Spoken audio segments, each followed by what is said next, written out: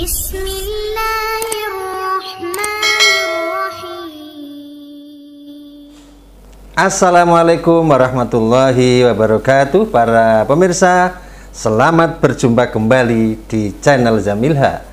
Para pemirsa, tidak lama lagi kita akan meninggalkan tahun 1446 Hijriah dan segera akan memasuki tahun 1447 Hijriah. Bulan pertama dalam tahun Hijriah adalah bulan Muharram atau wong Jawa bilang wulan suro, yang diambil dari kata Asy'ara atau hari ke-10 dari bulan Muharram. Dalam Islam, dari 12 bulan Hijriah terdapat 4 bulan mulia selain bulan Ramadan yang disebut dengan Ashhurul Hurum, yakni Dzulqa'dah, Dzulhijjah, Muharram, dan Rajab.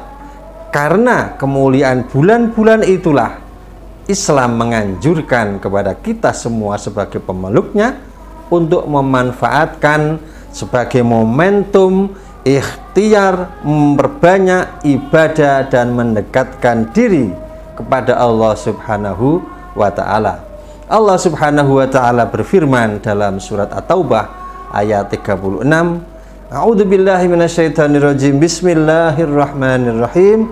Inna iddatasy syuhuri 'indallahi 12 syahran fi kitabillah yauma khalaqas samawati wal ard minha arba'atun hurum dzalikat dinul qayyim fala tadzlimu fihinna anfusakum wa qatilul musyrikina kaffatan kama yuqatilunakum kaffah wa'lamu annallaha ma'al muttaqin. Artinya, sesungguhnya bilangan bulan pada sisi Allah itu ada 12 bulan dalam ketetapan Allah di waktu Dia Allah menciptakan langit dan bumi. Di antaranya ada 4 bulan haram, bulan mulia. Itulah ketetapan agama yang lurus. Maka janganlah kamu menganiaya diri kamu sendiri dalam bulan yang 4 itu, dan perangilah kaum musyrikin semua sebagaimana mereka memerangi kamu semua, dan ketahuilah bahwasanya Allah beserta orang-orang yang bertakwa. Para pemirsa, dimuliakannya 4 bulan itu memiliki tujuan masing-masing. Yang pertama, bulan Dzulqa'dah digunakan untuk istirahat, tidak boleh ada perang di dalamnya. Yang kedua, bulan Dzulhijjah digunakan untuk melaksanakan ibadah haji.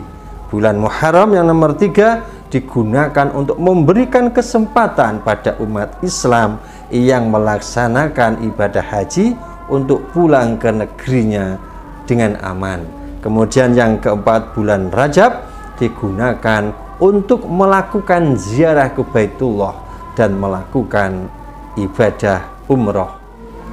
Mengenai firman Allah, dzalikat dinul qayyim, atau itulah agama yang lurus, Ibnu Katsir dalam tafsirnya menjelaskan, itulah syariat yang lurus yang harus diikuti, harus ditaati dalam rangka mengerjakan perintah Allah.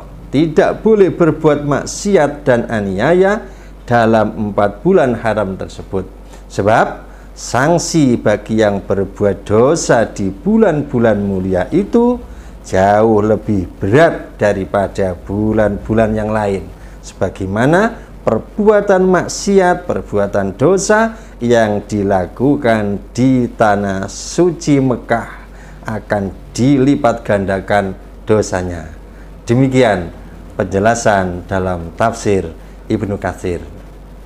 Terkhusus bulan Muharram atau bulan Suro memiliki makna yang khas dan keramat bagi masyarakat Jawa.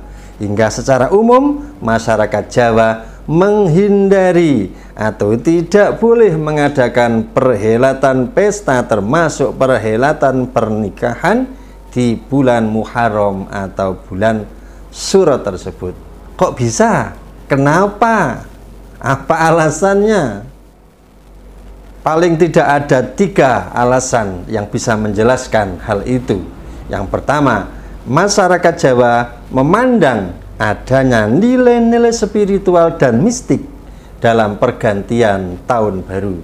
Mereka percaya bahwa malam 1 Syuro atau 1 Muharram merupakan malam keramat dan sakral, apalagi jika bertepatan dengan hari Jumat Kliwon, seperti malam 1 Muharram tahun ini jatuh pada malam hari Jumat Kliwon. Pergantian tahun dianggap sebagai waktu bertemunya dunia gaib dengan dunia manusia, sehingga banyak masyarakat Jawa yang melakukan interaksi khusus dengan makhluk gaib. Gus Muwafiq menyebut malam Syuro ini dengan malam yang wingit dalam bulan Syuro. Yang kedua, bulan Syuro dianggap sebagai bulan prihatin. Kiai Haji Marzuki Mustamar, pengasuh pesantren Sabilur Rasyad Malang, Jawa Timur, mengungkapkan filosofi tradisi pelarangan menggelar pesta pada bulan Syuro atau bulan Muharram itu adalah untuk menghormati keluarga keturunan Rasulullah Shallallahu Alaihi Wasallam yang berduka dalam peristiwa Karbala. Budayawan Ahmad Tohari juga menyampaikan hal yang sama, bahwa bulan Syuro dianggap sebagai bulan prihatin oleh masyarakat Jawa Islam lantaran dikaitkan dengan tragedi Karbala yang menewaskan cucu kesayangan Nabi Muhammad Shallallahu Alaihi Wasallam, yakni Sayyidina Husain bin Ali bin Abi Thalib. Larangan menggelar hajatan pada bulan Syuro muncul sebagai bentuk penghormatan atas meninggalnya cucu kesayangan Rasulullah tersebut. Tidaklah tepat menggelar pesta hajatan pernikahan di bulan prihatin. Lebih baik bulan prihatin itu digunakan untuk ritual ibadah, untuk mendekatkan diri pada Allah Subhanahu wa Ta'ala, dan untuk memohon keselamatan darinya. Kemudian alasan yang ketiga, masyarakat Jawa secara umum terdiri dari golongan bangsawan dan golongan masyarakat biasa. Bagi golongan bangsawan pada bulan Syuro itu diizinkan untuk mengadakan perhelatan pernikahan, tetapi untuk masyarakat biasa dilarang mengadakan hajatan pernikahan pada bulan itu, karena bulan Syuro dianggap sebagai sasine ratu atau bulannya para raja dan kaum bangsawan. Itulah makanya tidak pantas masyarakat umum, masyarakat biasa mengadakan kegiatan perhelatan seperti pernikahan atau hajatan lainnya di bulan Syuro. Kepercayaan yang menjadi norma bersama dan adat istiadat itu disampaikan secara turun-temurun dari lesan ke lesan, dari mulut ke mulut, serta diwariskan dari generasi ke generasi berikutnya hingga saat ini masih bertahan. Persoalannya, apakah adat kebiasaan yang berlaku di suatu daerah bisa dijadikan rujukan dalam hukum Islam? Jawabannya bisa, tetapi harus melalui persyaratan yang ditentukan oleh para ulama terlebih dahulu. Misalnya mengandung kemaslahatan, harus logis, berlaku umum di masyarakat, serta tidak bertentangan dengan prinsip Islam. Demikian kata Guru Besar UIN Sunan Ampel Surabaya, Profesor Dr. Ahmad Saiful Anam, MAG. Islam sebagai agama yang telah dipeluk oleh berbagai macam suku bangsa memiliki banyak keanekaragaman budaya yang berimplikasi pada pengambilan hukum. Di Indonesia sendiri, tradisi-tradisi yang ada dan membudaya secara turun-temurun dalam kehidupan setiap pemeluk Islam sangat sulit untuk dihilangkan, sehingga ajaran Islam mengakomodir dengan bijaksana untuk menjadi bagian dari hukum Islam asalkan tidak bertentangan dengan hukum yang pokok atau prinsip. Dalam Islam tidak ada nas yang membahas tentang penentuan hari, bulan, dan tahun tertentu untuk melaksanakan pernikahan. Sebaliknya, tidak ada pula nas yang melarang seseorang untuk melangsungkan pernikahan di hari, bulan, atau tahun tertentu.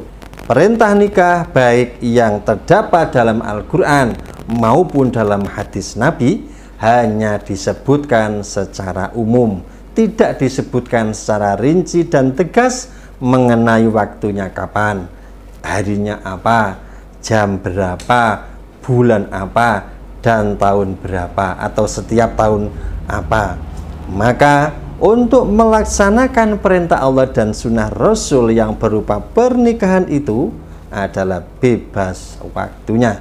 Silahkan untuk melaksanakan pernikahan kapan saja apabila telah memiliki kemampuan untuk melaksanakannya.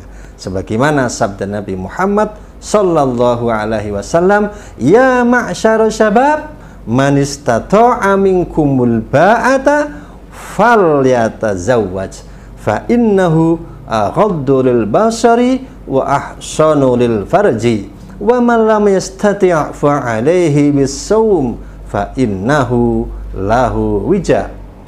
Artinya, wahai para pemuda, barang siapa di antara kalian telah berkemampuan untuk menikah, maka nikahlah, karena nikah itu lebih menundukkan pandangan dan lebih membentengi kemaluan. Dan barang siapa yang tidak atau belum memiliki kemampuan, maka hendaklah ia berpuasa, karena puasa dapat membentengi dirinya. Hadis riwayat Imam Bukhari, Imam Muslim, Imam Tirmidzi, dan yang lain. Boleh-boleh saja menggunakan adat, kebiasaan, atau al-uruf yang telah populer di kalangan masyarakat sebagai pedoman dalam penentuan waktu. Karena diakui atau tidak, meski zaman telah berubah, tradisi menghindari nikah di bulan Syuro masih tetap dijaga. Larangan nikah di bulan Syuro masih tetap dipegang dan dipatuhi oleh sebagian besar masyarakat Jawa Islam. Hal ini menunjukkan betapa kuatnya kepercayaan dan penghargaan masyarakat terhadap tradisi leluhur yang masih dipegang teguh hingga saat ini.